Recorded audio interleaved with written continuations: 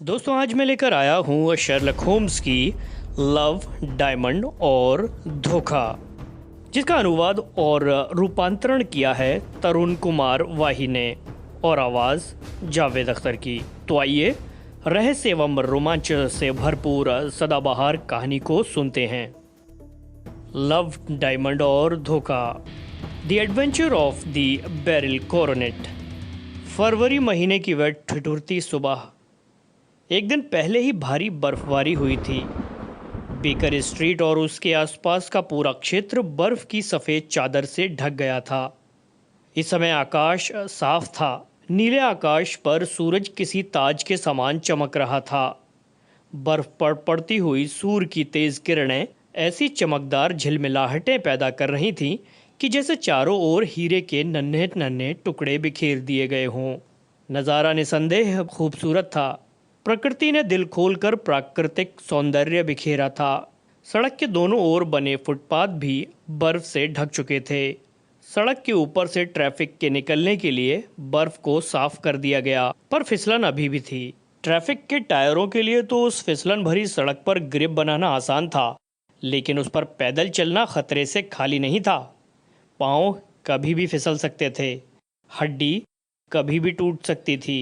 मैं उस वक्त शर्लक होम्स के घर की खिड़की से बाहर के उस अद्भुत सौंदर्य को निहार रहा था, और यूं ही नहीं निहार रहा था, उस प्रकृति दर्शन से मुझे भी एक अनोखी पॉजिटिव एनर्जी मिल रही थी, जो मुझे दिन भर उत्साह की ऊर्जा से भरे रखने के लिए ज़रूरी भी थी। अचानक मैं चौंक पड़ा। मेरी निगाहें किसी पर केंद्रित हो गईं। ठीक उसी पल शर्लक होम्स की आवाज़ मेरे कानों में पड़ी। कॉफ़ी आ चुकी है डॉक्टर वॉटसन। बाहर मौसम ठंडा हो रहा है और इधर कॉफ़ी। पर मेरी निगाहें अभी भी किसी पर थीं। वो बड़ी बदहवासी से मेट्रोपॉलिटन रेलवे स्टेशन की दिशा से बर्फ़ पर दौड़ा आ रहा था। उसके पांव घुटनों तक बर्फ़ में घुस जाते थे। जूते शायद बर्फ़ में चलने में बाधा उत्पन्न कर रहे थे, इसलिए उसने जूते शायद कहीं पीछे छोड़ दिए थे। वो इस बात के लिए भी फिक्रमंद नहीं था कि इस प्रकार बर्फ के लगातार संपर्क में रहने से उसके पांव फ्रोस्ट बाइट का शिकार होकर हमेशा के लिए बेकार हो सकते हैं। एकदम पागल आदमी है ये। कौन आदमी? शर्लक होम्स ने मेरी तरफ देखते हुए पूछा था, लेकिन मैं अभी भी उसी आदमी की तरफ देख रहा था। पता नहीं ऐसे लोगों के घर वाले भी कैसे ऐसे पागल लोगों को घर से बाहर जाने देते हैं। तभी वो फिसल कर गिरा। शुक्र था कि वो बर्फ पर गिरा था, इसलिए उसकी हड्डी टूटने से बच गई थी। वो थोड़ा और पास आ गया, इसलिए मैं देख सकता था कि वो लगभग 50 की उम्र का लंबे कद का कोई व्यक्ति था। देखने से तो कोई जेंटलमैन लग रहा था। उसके चेहरे से अमीरों वाला रौब टपकता था। उसने एक लंबा काला फ्रॉक कोट पहन रखा था। अपने पहनावे से वो काफ़ी पैसे वाला प्रतीत होता था, लेकिन फिर भी उसकी ड्रेस के मुताबिक उसका व्यवहार आपस में मैच नहीं कर रहे थे। वो जल्दी से जल्दी चलने की कोशिश कर रहा था। इस कोशिश में वह कई बार तो गिरा और कई बार गिरते गिरते बचा। चलते हुए वह आसपास के बंगलों के नंबर भी पढ़ रहा था। किसी बंगले के नंबर पढ़ने के बाद वो फिर आगे बढ़ जाता था। तो क्या उसे किसी विशेष पते की तलाश थी? मुझे लगता है वो इधर ही आ रहा है, मैंने अनुमान लगाया। इधर? शर्लक होम्स ने कॉफ़ी सिप करते हुए कहा। हाँ, मेरा अनुमान गलत नहीं था। वो हाँफते खांसते हुए इधर ही आ रहा है। उसकी हालत ख़राब है। वो तुम्हारे बंगले का नंबर देख रहा है। तुम लाइव कमेंट्री करके अपनी कॉफ़ी क्यों ठंडी कर रहे हो? यदि वो इधर आ रहा है तो आ ही जाएगा। तुम्हारे बंगले का नंबर देखकर उसके कदम ठिठक गए। मैंने कहा था ना कि वो इधर ही आ रहा है। वो बंगले को ऊपर से नीचे की तरफ देखने के बाद अब उसके मेन गेट की तरफ बढ़ रहा है। वो डोरबेल बजाने वाला है। अभी डोरबेल बजेगी। इसी पर डोरबेल की तेज़ आवाज़ें वहाँ गूंज उठी। आवाज़ कुछ देर तक गूंजती रही। अरे वो लगातार उसे बजाया जा रहा है। घबराओ नहीं, बिली दरवाज़ा खोल देगा। बिली शर्लॉक होम्स का विश्वास पात्र आदमी था, जो उसके घर की देखभाल के साथ उसके कुछ ज़रूरी कामों में भी उसकी मदद करता था। थोड़ी देर में वो उसके सामने था। बिली शर्लॉक की इजाज़त से उसे वहाँ छोड़ गया था। वो इतना घबराया हुआ था कि कुछ देर तक तो उसके मुंह से कोई बोल ही नहीं फूटा। उसकी सांस बहुत तेज़ चल रही थी। ऐसा होना ही था। वो बर्फ़ में बहुत तेज़ी से और शायद मेट्रोपॉलिटन रेलवे स्टेशन से ही पैदल चल कर आ रहा था। आप दोनों में शर्लक होम्स कौन है? वो अपनी सांसों को नियंत्रित करते हुए बड़ी मुश्किल से बोल पाया, मैं शर्लक होम्स हूँ और ये मेरे अभिन्न मित्र डॉक्टर वॉटसन हैं, जो मुझे मेरे हर केस में असिस्ट करते हैं। आप बैठिए। वो बैठा नहीं था। सहसा उसने अपना सिर दीवार से टिका दिया और अपने सिर को अपने बाजू से कवर करते हुए मुंह छुपाकर रोने लगा। उसकी इस हरकत से दोनों बौखलाकर एक दूसरे को देखने लगे। उन्हें इस इंसान से ऐसी किसी हरकत की उम्मीद नहीं थी। वो बच्चों की तरह फूट फूट कर रोने लगा। शर्लक होम्स तेजी के साथ अपनी जगह से उठ खड़ा हुआ और उस आदमी को सांत्वना सी देते हुए बोला, आप घबराएं नहीं, प्लीज़ आप शांत हो जाएं। इसमें कोई शक नहीं कि मेरी हालत देखकर आप लोग मुझे पागल समझ रहे होंगे। वो बैठते हुए बोला, नहीं, आपको देखकर मुझे लगता है कि आप किसी मुसीबत में हैं। आपकी जो कोई भी समस्या है हम उसे सुनेंगे और जितना हो सकेगा आपकी मदद करने की कोशिश करेंगे। शर्लॉक ने उसे हाथ से पकड़कर अपने पास पड़ी हुई कुर्सी पर बैठाया। शर्लॉक के आत्मीयता से भरे शब्दों को सुनकर कुछ कहने का उसका आत्मविश्वास जैसे लौटा। एक इंसान के पास उसका आत्मसम्मान ही उसकी सबसे बड़ी दौलत होती है। यदि वही ना रहे तो इंसान की ज़िंदगी का कोई मतलब नहीं रह जाता। मेरे साथ जो हुआ है उसके कारण मेरा ज़मीर मुझे धिक्कार रहा है। लोग मुझ पर लांछन लगाएंगे। ये दोनों चीज़ें मेरे लिए असहनीय होंगी। मैं एक इज्जतदार इंसान हूँ, मैं ये सब बर्दाश्त नहीं कर सकता। लेकिन मेरी समस्या यह है कि अभी तो मैं मर भी नहीं सकता, वरना कब का मौत को गले लगा लिया होता। कंट्रोल योरसेल्फ प्लीज़, और हमें साफ साफ और सिलसिलेवार बताइए कि आप कौन हैं और आपके साथ क्या हुआ है। मेरा नाम, उसने अपनी सांसों को नियंत्रित करते हुए कहा, शायद आपने मेरे बारे में कभी सुना हो। मेरा नाम अलेक्जेंडर होल्डर है। थ्रेड नीडल स्ट्रीट में स्थित प्रसिद्ध holder and Stevenson banking firm का पार्टनर। शर्लॉक इत्यादि जानते थे कि प्राइवेट सेक्टर में ये लंदन की दूसरी सबसे बड़ी बैंकिंग संस्था है। वो कुछ देर चुप हो गया था। उन्हें भी ये जानने की उत्सुकता थी कि आखिर लंदन की ऐसी संस्था के निदेशक के साथ ऐसा क्या हुआ होगा जिसने उसकी हालत इतनी दयनीय बना दी थी कि वो जान देने तक के बारे में सोचने लगा था। इस केस में जब पुलिस ने मुझे आपकी मदद लेने को कहा तो मेरे पास इसके बारे में सोचने तक का समय नहीं था। मैंने आपका नाम सुना था, आपकी योग्यता से परिचित था। मेरे लिए एक पल कीमती था। मुझे लगा कि अब तो समय की ही कीमत है। मैंने एक पल में ही आपसे मिलने का निर्णय कर लिया। मैं रेलवे स्टेशन से ही पैदल चला आया, क्योंकि वहाँ से सवारी लेने का मतलब था समय की बर्बादी। पूरे रास्ते में भारी बर्फ पड़ी थी, कई जगह रास्ते में फिसलन थी। सवारी को यहाँ पहुँचने में देर हो सकती थी, जबकि मैं जल्दी से जल्दी आपसे मिलना चाहता था। पैदल चलने का अभ्यास ना होने के कारण मेरी सांसें उखड़ने लगीं, लेकिन मैं नहीं रुका। आखिर मैं आप तक पहुँच गया और अब मैं अपनी जानकारी के मुताबिक आपको सिलसिलेवार पूरी बातें विस्तार से बताता हूँ। उसने आगे कहा, हमारे बैंकिंग व्यवस्था की सफलता इस बात पर निर्भर करती है कि हमारे इन्वेस्टमेंट का क्या रिटर्न मिला। हमारे बिजनेस का आधार विभिन्न ज़रूरतों के लिए अपने ग्राहकों को लोन उपलब्ध कराना है।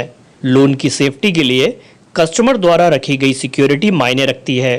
पिछले कुछ सालों में हमने गुडविल के साथ अच्छा पैसा भी कमाया है। लंदन के जाने माने बिजनेसमैन हमारे कस्टमर्स हैं, जिन्हें हमने बड़े बड़े लोन उपलब्ध कराए हैं। अभी कल ही की बात है, सुबह बैंक खुलते ही इंग्लैंड का एक बेहद सम्मानित बिजनेसमैन हमारे बैंक पहुंचा। उसके बारे में मुझे किसी को भी नहीं बताना चाहिए, आपको भी नहीं, क्योंकि हम अपने ग्राहकों की पहचान को हमेशा गोपनीय रखते हैं। मैं उसे देखकर खुश था। बैंक को उससे मोटे प्रॉफिट की उम्मीद थी। वो बहुत जल्दी में था।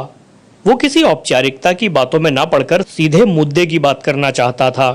उसने कहा, मिस्टर होल्डर, मैं जानता हूँ कि आप बड़े लोन देते हैं। आपने ठीक सुना है, लेकिन बैंक द्वारा दिया जाने वाला लोन अमाउंट इस बात पर निर्भर करता है कि ग्राहक के पास बैंक के पास रखवाने के लिए सिक्योरिटी की क्या वैल्यू है। मैंने कहा, उसकी चिंता आपको करने की ज़रूरत नहीं।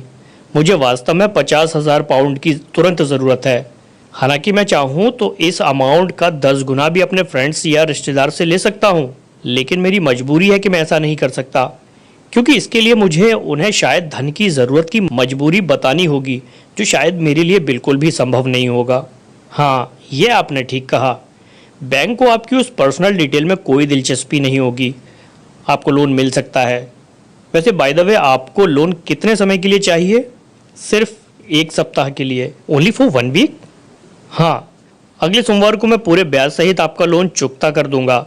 ब्याज भी जो बैंक चाहे मैं उसे दूंगा, लेकिन रकम मुझे अभी इसी वक्त चाहिए। हम बैंक के बिजनेस के साथ अपने ग्राहकों की ज़रूरत और खुशी का भी पूरा पूरा ध्यान रखते हैं। मुझे आपके साथ बिजनेस करने में बहुत खुशी होगी। आपको पूरी रकम अभी मिल जाएगी, बस कुछ औपचारिकताएं पूरी करनी होंगी।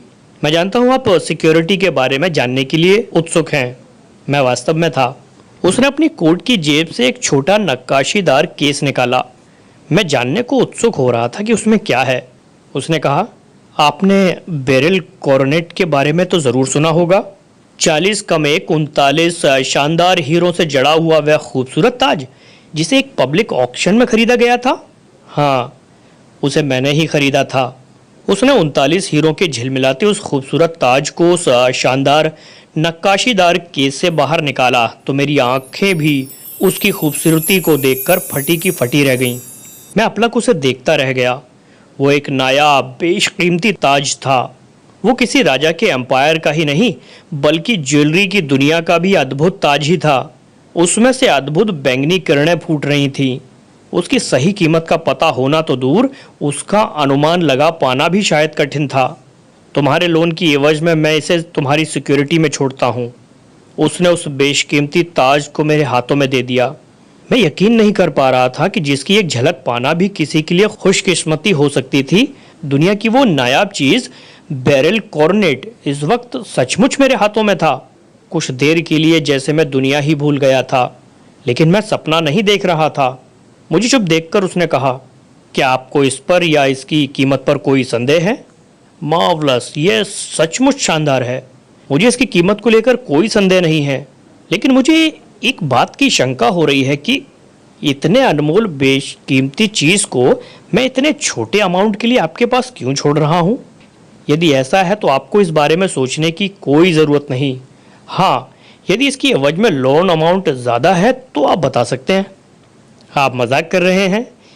यह सिक्योरिटी बहुत ज़्यादा है। इसकी सुरक्षा अब आपके ज़िम्मे है। मुझे पूरा विश्वास है कि आप इसकी सुरक्षा में कोई कसर नहीं छोड़ेंगे। यदि इसे कोई नुकसान पहुंचा तो बहुत बड़ा स्कैंडल खड़ा हो जाएगा। इसमें जो हीरे जड़े गए हैं वो पूरी दुनिया में उसका मैच मिलना मुश्किल ही नहीं, नामुमकिन है। उसकी चिंता जायज़ थी, लेकिन ये हमारा बिजनेस था। मैंने उसे आश्वस्त करने की मुद्रा में गर्दन हिलाते हुए कैशियर को रकम लाने को कहा। वो रकम लेकर चला गया। वो शानदार ताज बेरिल कॉर्नेट उसी नक्काशीदार केस में मेरे सामने टेबल पर पड़ा था। अब मेरी हिम्मत उसे खोलकर दोबारा देखने तक की नहीं हो रही थी। मैं उसकी सुरक्षा के प्रति चिंता में था। मैं उस पर एक खरोंच तक लगने नहीं देना चाहता था, इसलिए उसे मैंने अपनी प्राइवेट सेफ में सुरक्षित रख दिया और अपने काम में लग गया। लेकिन मेरा दिमाग वहीं लगा था। क्या वो जगह वाकई सुरक्षित थी? प्रश्न मेरे दिमाग में कौंध रहे थे। हाँ, क्यों नहीं थी? भला वहाँ से उसे कौन ले जा सकता था? शाम होने पर मेरा विचार बदल गया। मुझे लगा वो जगह उस बेशकीमती ताज के लिए सुरक्षित नहीं थी, क्योंकि मैंने कई बार ऐसी खबरें सुनी थी कि कुछ लुटेरों ने बैंक में घुसकर हथियारों के बल पर जबरदस्ती वॉल्ट तक लूट लिए हैं। कई बार बैंकों में सेंध लगाने के भी किस्से सुने गए थे। मेरे लिए अगले कुछ दिन बहुत महत्वपूर्ण थे। मुझे लगा कि मैं उस ताज को अकेले नहीं छोड़ सकता। मैं उसे अपनी निगाहों के सामने ही रखना चाहता था, लेकिन मैं 24 घंटे बैंक में भी नहीं रुका रह सकता था। मैंने फैसला किया, मैं उसे अपने साथ अपने घर ले जाऊंगा, जहां वो मेरे प्राइवेट वॉल्ट में मेरी निगरानी में रहेगा। मेरा घर स्ट्रेथम में था। मैं तब तक ठीक से सांस भी नहीं ले सका जब तक मैंने घर पहुंचकर उसे अपने तो आगे की कहानी में क्या हुआ ये जानने के लिए चैनल को सब्सक्राइब कीजिए और बेल आइकन को हिट कीजिए, ताकि आने वाले नए एपिसोड की नोटिफिकेशन आपको मिलती रहे। और अंत तक सुनने के लिए बहुत बहुत धन्यवाद।